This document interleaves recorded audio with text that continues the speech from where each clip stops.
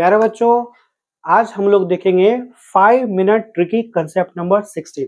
जी हाँ, हम लोग 5 मिनट ट्रिकी कंसेप्ट को लगातार आपके लिए लेकर आ रहे हैं, जिसमें हम लोग 5 मिनट में 5 बेहतरीन कंसेप्टों को देखते हैं। तो आज भी एक नए कंसेप्ट की शुरुआत करेंगे, जिसमें हम लोग देखेंगे यूनिट डिजिट के बारे में। जी हाँ, इकाई अंक नंबर सिस्टम का यह टाइप है जो एग्जामिनेशन में बहुत ज्यादा पूछता है, जिसमें हम लोग एक एक करके चीजों के बारे में हम लोग देखेंगे। इकाई अंक यूनिट डिजिट मतलब क्या?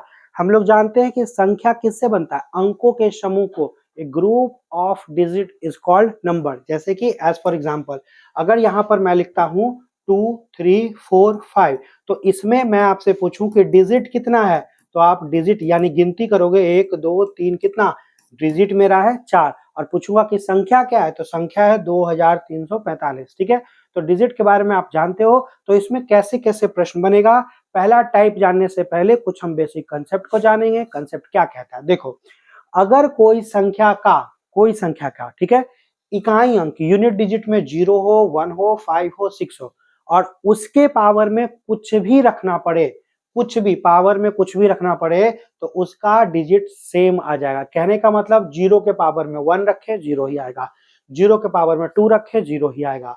उसी प्रकार 1 के पावर में 1 2 3 4 कुछ भी रखेंगे 1 ही आएगा। 5 के पावर में 1, 5 के पावर में 2, 5 के पावर में 3, 5 के पावर में 4 कुछ भी रखे क्या आएगा? 5 ही आएगा। 6 के पावर में भी कुछ भी रखिएगा 6 आएगा। उसके अलावा जब कभी यूनिट डिजिट इकाई अंक 2 हो, 4 हो, 6 हो और 8 हो, इसके पावर में 4 रखना पड़े, ठीक है, कितना रखना पड़े? 4 रखना पड़े, तो इसका याद रखो कि ऑलवेज क्या आता है? इकाई अंक 6 आता है। उसी प्रकार जब यूनिट डिजिट में 1 हो, 3 हो, 7 हो, 9 हो, इसके पावर में 4 रखना पड़े, तो ऑलवेज 1 आता है। उसी प्रकार जब इकाई अंक यानी यूनिट डिजिट 4 हो और उसके पावर में कोई भी विषम संख्या ऑड नंबर हो, तो ऑलवेज 4 आएगा। उसी प्रकार आप यहां ध्यान रखो, उसी प्रकार जब 4 के पावर में सम संख्या हो, इवन नंबर हो, तो ऑलवेज 6 आता है। और उसी प्रकार 9 के पावर में कोई भी विषम संख्या हो, 1000 एक ही का ही नहीं हो, तो ऑलवेज 9 आएगा। और 9 के पावर में जब सम संख्या हो, तो ऑलवेज कितना? 1 आएगा। तो अगर आपको ये बातें आती होंगी, जो भी बच्चे पढ़े हो यूनिट डिजिट उनको आता होगा। हम लोग 5 मिनट में 5 ट्रिकी कॉन्सेप्ट में रिवीजन ही ज्यादा करते हैं, या जिनके पास थोड़ा बहुत बेसिक नॉलेज हो उनको ज्यादा समझ में आता होगा, और जिनको नई नॉलेज हो इसको नोट डाउन कर लो, स्क्रीनशॉट ले लो। अगर आपको अब ये बातें याद रहेंगी तो थोड़ा जल्दी प्रश्न बनेगा। पहला टाइप क्या होगा? जिसमें पावर नहीं रहेगा, नॉर्मल अंक रहेगा, तो गुना कर लेंगे। अब यूनिट डिजिट निकालना है, तो हम यूनिट डिजिट से ही मतलब रखेंगे, यानी इसके 3 को गुना करेंगे 1 से, तो 3 इंटू 1 3, 3 को 9 से गुना करेंगे, 9 तिया 27 का 7, 7 को 1 से गुना करेंगे 1, 1 को 5 से गुना करेंगे 5, 5 को 9 से गुना करेंगे तो फिर कितना? 5 हो जाएगा। और 5 को 7 से गुना करेंगे तो फिर कितना? 5 ही हो जाएगा। फिर आप देखो 5 और 5, यानी एक बार यहाँ पर क्या है? 5। और 5 को कभी भी विषम संख्या से गुना करोगे तो ऑलवेज क्या आएगा? 5। सभी जगह 5 था, तो इसीलिए 5 के साथ, सॉरी, सभी जगह विषम संख्या थी, तो 5 को कभी भी विषम संख्या से गुना करोगे तो इस प्रश्न का उत्तर कितना? 5 होगा। लेकिन अगर बीच में मान लो कहीं पर यहाँ 7 की जगह 6 होता, तो हम लोग उस तरह से गुना कर लेते कि 5 गुने 6 क्या होता? 0 आ जाता। ठीक है, तो आपका वैल्यू चेंज भी कर सकता था। दूसरा प्रश्न देखो, यहाँ पे क्या है? 81 82 83 डॉट डॉट डॉट, इसका मतलब बीच में कहीं 84 होगा और बीच में कहीं 85 होगा। तो 5 को जब 4 से गुना करोगे, यहाँ 84 है, ध्यान देना कि 5 को अगर 4 से गुना करोगे तो क्या आ जाएगा? 0। और एक बार अगर 0 आ गया तो 0 को 9 से गुना करो, 3 से करो, या दुनिया में किसी अंक से करो, तो ऑलवेज आंसर क्या आएगा? 0। तो पहला बेसिक सा ये प्रश्न रहेगा, जिसमें आपको बस गुना करके, यूनिट डिजिट को गुना करके इकाई अंक निकाल लेना है। ठीक है, बढ़ते हैं कंसेप्ट नंबर 2 की ओर। कंसेप्ट नंबर 2 अब क्या है? पावर के रूप में। जब कभी भी पावर के रूप में रहेगा तो ऑलवेज पावर को 4 से भाग देना। क्यों? क्योंकि दुनिया में किसी अंक का मैक्सिमम साइक्लिसिटी 4 से ही रिटर्न हो जाता है। मतलब आप 1 का साइक्लिसिटी देखोगे तो आपका जो भी आएगा, तो जो आएगा फिर वो 4 से रिवर्स हो जाएगा। तो हर अंक का मैक्सिमम साइक्लिसिटी 4 से ही रिवर्स हो जाता है, इसलिए हम लोग 4 से भागा देते हैं। अभी आपको साइक्लिसिटी नहीं समझ में आ रहा होगा, जो बच्चे बेसिक नहीं पढ़े हो, ठीक है, लेकिन क्लासेस में हम लोग उसको डिटेल से बताते हैं कि साइक्लिसिटी होता क्या है। तो अभी आप इतना जान लो कि जब कभी भी पावर के रूप में रहेगा तो पावर को 4 से भाग देंगे। अब 4 से जब पावर को भाग देंगे तो कभी कभी रिमाइंडर आपका 1 बचेगा, कभी 2 बचेगा, कभी 3 बच जाएगा। और जब कभी भी पूरा पूरी कट जाए, जब पावर जैसे यहाँ इसको 4 से भाग देंगे तो पूरा पूरी कट जाएगा, तो जब कभी भी पूरा पूरी कट जाए तो आपको अपने मन से जो भी यहाँ पर अंक है इसका यूनिट डिजिट का अंक है, तो जब पूरा पूरी पावर कट जाए तो 4 लिख लो, और जब कुछ शेषफल बच जाए तो उस रिमाइंडर को लिख लो। ठीक है, यानी पहले इसका बेस लिख लेंगे 3, इसको 4 से काटेंगे, कट जा रहा है यानी पावर में 4। उसी प्रकार इसका इकाई अंक 8, इसको 4 से भागा देंगे तो आपका कितना 56 कट जाएगा, यानी बचेगा कितना 1। उसी प्रकार देखो यहाँ पर क्या है, यहाँ पर आपका थोड़ा सा मिसप्रिंटिंग टाइप का है। आप मान लो कि यहाँ पर जो है 241 नीचे में 1 के पावर में 3 है, ठीक है। या आप ऐसे मान लो कि पावर में ही हम मान लेते हैं कि कितना है 13 है, ठीक है, पावर में, यानी इकाई अंक कितना है 4, और 4 के पावर में 13 को जब 4 से भागा देंगे तो कितना बचेगा 1। उसी प्रकार यहाँ 57 यानी 7 के पावर में, और 68 4 से कट जाता है, मतलब कितना 4 लिखना है, फिर प्लस है तो इसका 4 हो जाएगा और इसका 8 हो जाएगा। अब हम सबसे पहले हल कर लेंगे, 3 के पावर में 4 का कितना होता है, तो हमने पढ़ा है कितना होता है, तो आपका 1 होता है।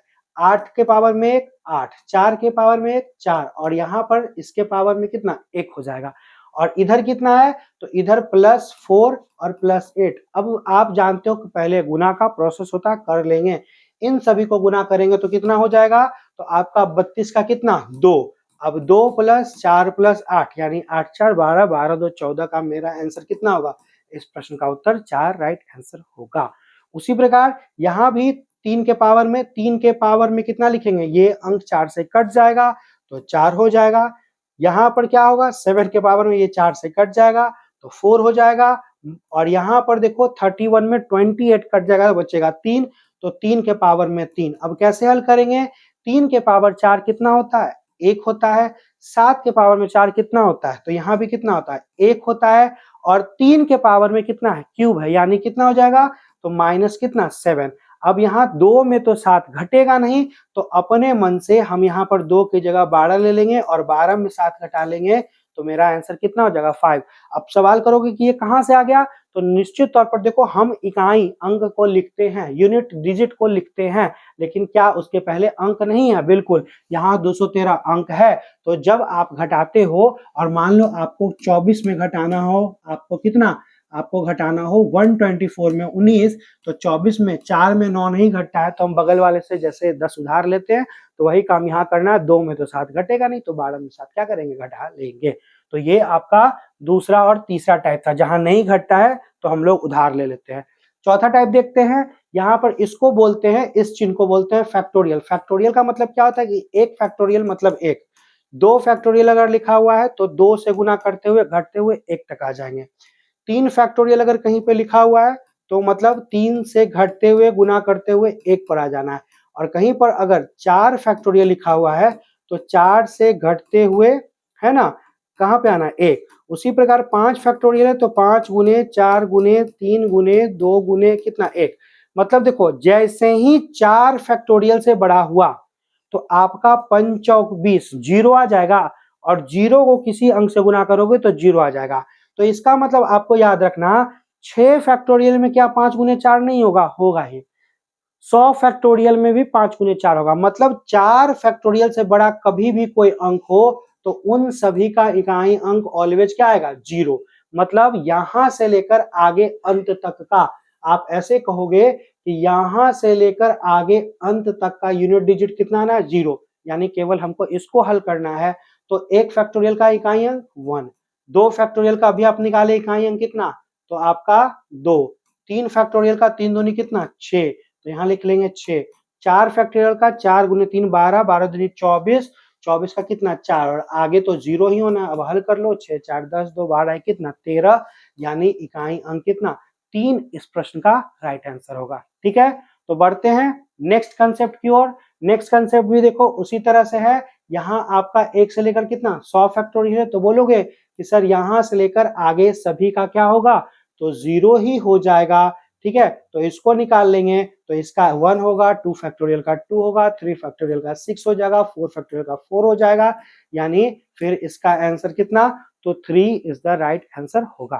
ठीक है, नेक्स्ट टाइप क्या कहता है, नेक्स्ट टाइप कहता है कि अब देखो फैक्टोरियल के ऊपर पावर है तो कोई दिक्कत नहीं है, हमने फिर पढ़ा, क्या पढ़ा कि जब कभी भी 4 फैक्टोरियल से ऊपर हो तो बेस में ही अगर 0 हो गया तो 0 के पावर कुछ भी करोगे 0 हो जाएगा, यानी हमको कहां से 1 से लेकर 4 तक को हल करना है।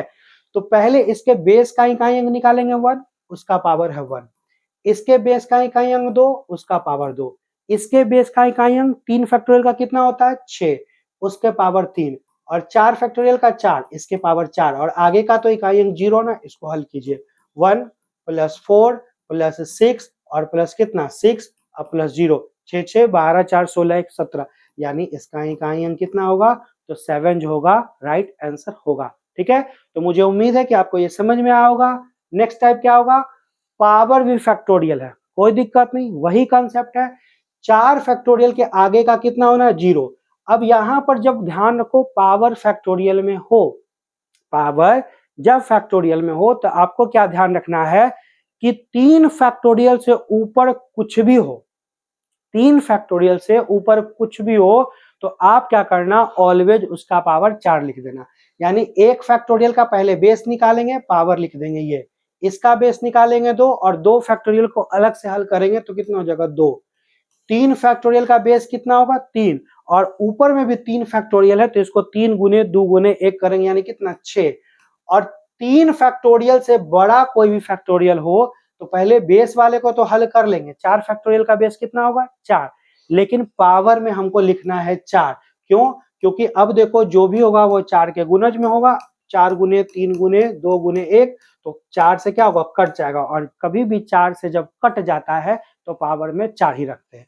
अब आप आगे का 0 था, इन प्रश्नों को आप हल कर सकते हो, यहाँ पर कितना 1, यहाँ पर कितना 4, यहाँ पर कितना 6, यहाँ पर कितना 6, तो इस प्रश्न का भी उत्तर मेरा कितना होगा 7 राइट आंसर होगा। तो बहुत आसान, बहुत सिंपल। नेक्स्ट टाइप क्या कह रहा है, नेक्स्ट टाइप अब देखो फैक्टोरियल भागा के रूप में होगा, तो भागा के रूप का मतलब क्या, ऊपर में 98 गुने 97 गुने 96 गुने डॉट डॉट डॉट 13 गुने 12 गुने 11 गुने डॉट डॉट डॉट घटते हुए कहां तक 1 तक। उसी प्रकार नीचे में क्या है 13 गुने 12 गुने 11 गुने घटते हुए कहां तक है 1 तक, यानी इससे ये कट जाएगा, बोलिएगा हाँ सर। तो ऊपर में क्या बचा, ऊपर में बचा 98 गुने 97 गुने 96 गुने 95 गुने घटते हुए कहां तक, तो 13 तक तो कट ही गया, यानी कहां तक 14 तक। अब आप इसको हल कैसे करोगे, तो बोलोगे कि 5 गुने 6 कितना हो जाएगा 0, और 0 को किसी भी संख्या में गुना करेंगे तो मेरा इस प्रश्न का आंसर कितना हो जाएगा 0। तो बहुत आसान सा ये कंसेप्ट था, ठीक है, इजी था, आसान था। जैसे कि एक और प्रश्न है, यहाँ पर ऊपर में कितना हो जाएगा 33 गुने 32 गुने 31 घटते हुए कहां तक 1 तक, ठीक है। थोड़ा सा इसको ऐसे भी लिख सकते हैं कि 33 गुने 32 गुने 31 गुने और उसके बाद लिख लें यहाँ पर कितना 30 फैक्टोरियल नीचे में, तो 30 गुने कितना घटते हुए अब कहां तक लिख लिए 1 तक, और नीचे में कितना 30 फैक्टोरियल, नीचे में 30 फैक्टोरियल का मतलब 30 गुने घटते हुए कहां तक 1 तक। तो इससे ये जब कट जाएगा यानी ऊपर में कितना बचेगा 33 गुने 32 गुने 31, यानी इस प्रश्न का राइट आंसर 1 गुने 2 2 और 2 गुने 3 कितना 6 होगा। अधिकतर टीचर बोल देते हैं कि फैक्टोरियल वाला जब भागा के रूप में रहे तो आंसर ऑलवेज 0 होता है, जो कि गलत है। 0 हमेशा नहीं होगा, 0 तब होगा जब आपका बीच में 4 गुने 5 आ जाए, लेकिन यहाँ पर 4 गुने 5 कहीं पर नहीं आ रहा, यानी इस प्रश्न का उत्तर कितना 6 होगा। तो बहुत इजी सा, आसान सा, ये प्यारा सा कंसेप्ट है, और मुझे उम्मीद है कि आपको ये पसंद भी आया होगा, अच्छा भी लगा होगा। तो काइंडली वीडियो को लाइक करें और ज्यादा से ज्यादा अपने दोस्तों के पास शेयर भी करें। Thank you.